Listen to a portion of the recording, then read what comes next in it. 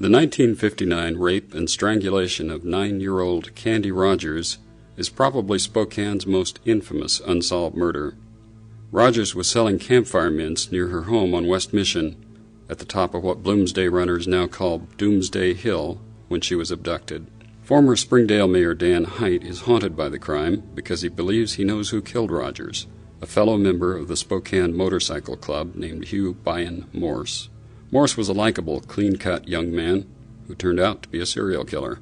Hite noticed that Morse lived within a few blocks of Rogers and 3 adult women who were attacked later in 1959 and 1960, and that Morse disappeared after each crime and popped up afterward at a new location near the next victim. Morse later pleaded guilty to murdering 2 Spokane women and severely assaulting a third while raping or attempting to rape them.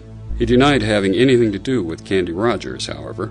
Morse had a history of sex offenses before he came to Spokane, and he went on to molest 2 teenage girls in Atlanta, to stab a woman in Dayton, Ohio, and to murder 2 women in Birmingham, Alabama, and St. Paul, Minnesota. Eventually, in 2001, police got a break when Detective Mindy Connolly submitted Rogers' clothing for DNA testing and got a genetic profile of Rogers' rapist.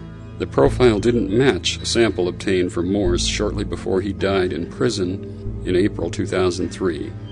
Connolly retired, and the investigation was passed to Brian Hammond, who is the latest in generations of Spokane police detectives to work the Candy Rogers case.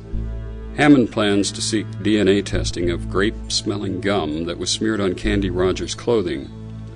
Morse was fond of grape gum, Hammond said, and it was found at the scene of several of Morse's crimes. But Hammond is focusing on a number of other strong suspects. One is James Howard Barnett, a 49-year-old sex crime suspect who hanged himself in jail 11 months after Rogers was murdered. Another suspect who committed suicide is 50-year-old Alfred Graves. He gassed himself in his car on the day Candy Rogers' body was found. There had been allegations of inappropriate contacts with women, and police found newspaper clippings about molested women and children in the room where Graves had been staying.